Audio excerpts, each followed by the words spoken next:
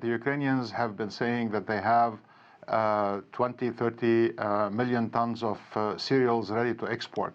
These cereals are mainly corn, because they are very afraid to export their grains, other grains like wheat, which is a staple food for their population.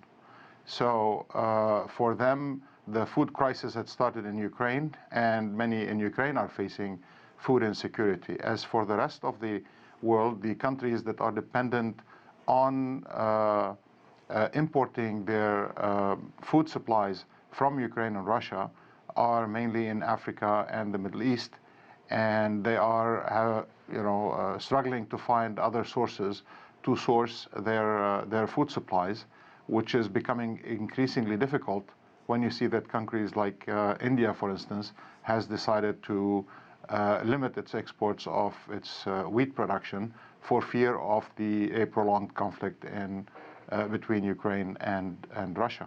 This crisis could not have come at a worse time. The global economy has been struggling to come out of the pandemic crisis.